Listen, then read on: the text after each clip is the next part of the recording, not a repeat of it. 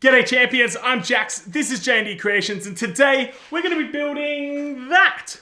Let's head on over there and take a closer look. Actually, just before I go, if you're new here and this is the first video you're watching, make sure you click that subscribe button and ring that little notification bell, because then you'll get notified every time I put out a new project. Release day is not something you want to miss, trust me. Let's go and have a look. So, I'm planning to build myself a nifty little router sled. But instead of using your classic construction pine to slap together a $10 sled, I've decided to go all out in a sense and use perspex and linear rails. None of this is bolted together, by the way. It's all just balancing. So we need to figure out what the hell we're doing and put it all together.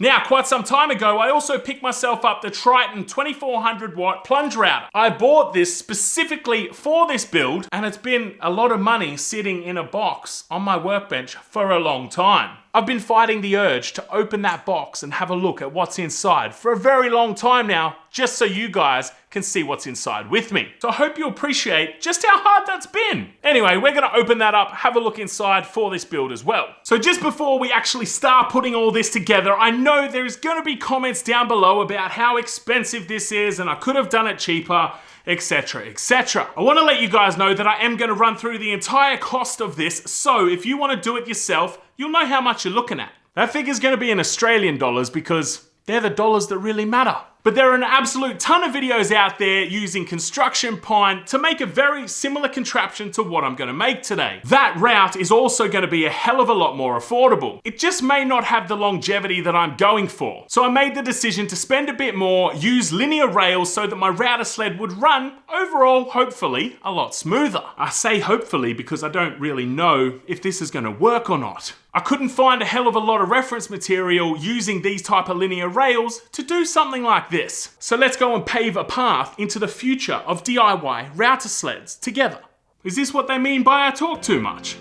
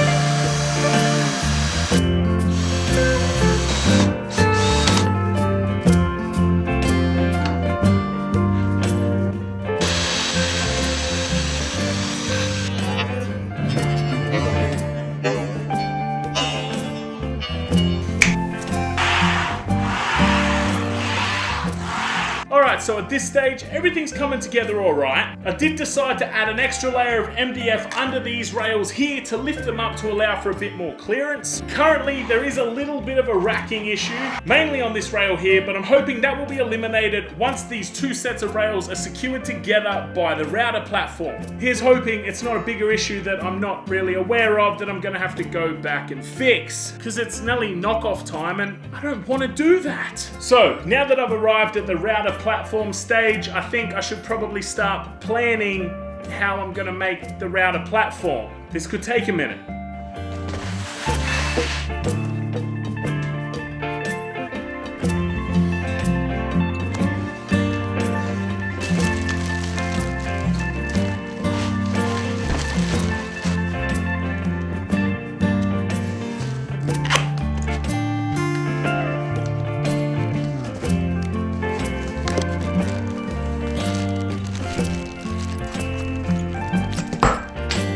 Throwing things away already.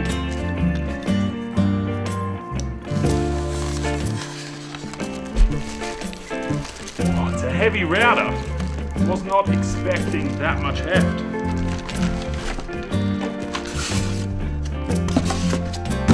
Alright, that's it.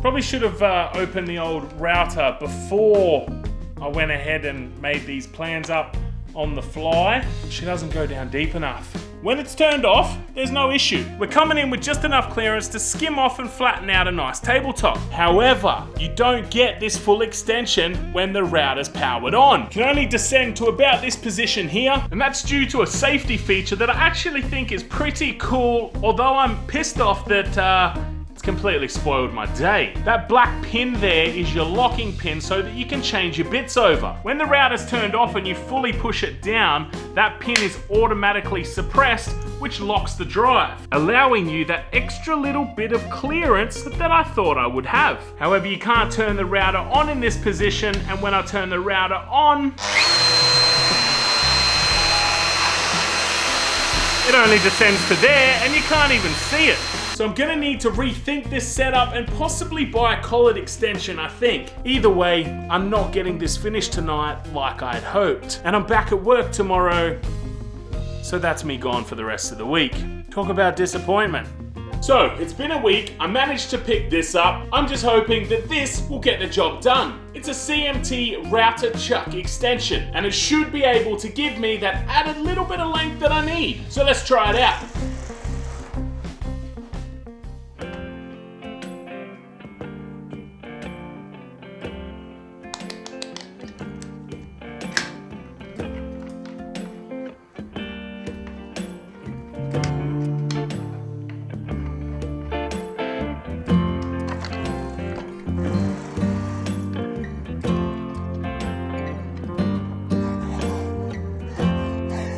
Great success, yes. I think I'm getting a bit too comfortable on this channel now. Alright, so with that extension on, we now have clearance all the way to the bed of this contraption, which is exactly what we need. So moving forward, I've just got to plug this router into some power. I've got to rig up some sort of dodgy ass dust extraction method because this is going to throw chips everywhere and I haven't got a dedicated dust extraction system set up for this yet. That might be a future video, I think. But after all that's done, we can finally test this thing out.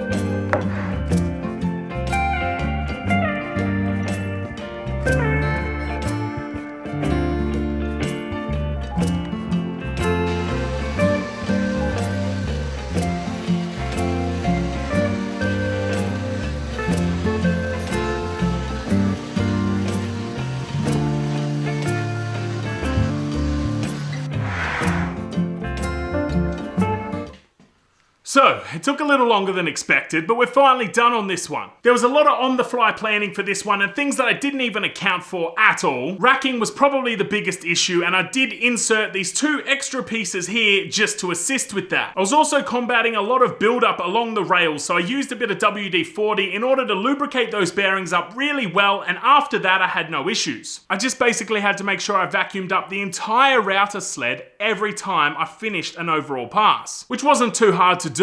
Now when it comes to mess, this bit of equipment tops the chart. It doesn't even top the chart, like the chart is here and it sits up here. It throws stuff everywhere. I will more than likely be looking at a future video where I make some modifications to this, and a dust collection system will be the first modification that I'm going to try and work on. But apart from that, everything works really, really well. I took it for a trial run on these 3 boards here, and as you can see, that cutter carved through this stuff like a hot knife in butter. So let's go sit down over at the sled and we'll talk some figures. So starting with the most expensive part of this build, the Triton router. I'll have a link in the description down below. You pick one of these up for $499 Australian. All the following prices are in Australian dollars. So this one's $499 from Carbatec. The next most expensive part of this build was this cutter head right here. I got this cutter from Tailor-Made Tools. Now that's an Aussie business who's designed and manufactured this cutter. It's got 6 cutting blades on it and it absolutely carved through this timber and resin. That cutter plus an extra set of blades and shipping cost me $357. Now next on the expense list list and coming in at $202 with a linear rails. This is an expense that you can cut in half because stupid me ordered double the amount of rails that I needed. So realistically, all the rails I used for this build only cost $101. I don't really know what I'm gonna do with the spares, so if you wanna build this exact sled, then hit me up on Instagram or Facebook.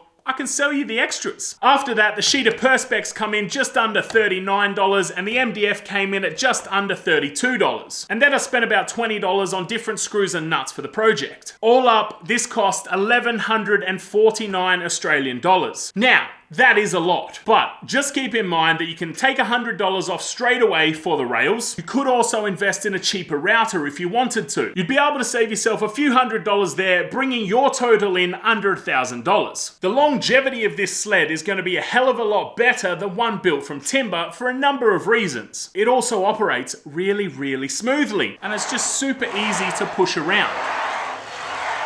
Now I'm sure if you put a bit of wax onto your wooden one, that one's gonna slide around beautifully as well, but only for a limited amount of time. The constant use is gonna end up wearing into the timber. It's not gonna stay square and true forever. This, on the other hand, with a little bit of maintenance, should last me a very long time. Now, as I mentioned earlier, I will probably do a video in the future around a dust collection shroud of some sort for this, because the mess that it created was just absolutely ridiculous. But I am conscious that this video is already probably running pretty long, and I haven't actually even figured out how I'm going to build a dust collection system for this yet. If you've got any ideas, leave them down in the comments below for me. So legends, I am super thrilled to finally have this project done. It has been on the list of things to do for a very long time, and to make things even better, it works really well. If you are not one of my regular viewers, make sure you click that subscribe button and ring the notification bell so that you don't miss out on my next build. And if you are one of my regular viewers, I want to let you guys know that videos may be a little bit up and down over the coming months. I've got some big things in store happening in my life over the next few months that may halt my video production for a little while, but please just bear with me. Don't go and be irrational and unsubscribe. I will be back. I'm just not sure how long it'll take. I will let you guys know though about the big news as soon as I can, because it's pretty damn exciting. But if you like this video, I'm going to cue another one up here that you'll probably enjoy, and YouTube will leave its recommendation right here. Stay safe guys, look after yourself. Until the next one, I will see you later.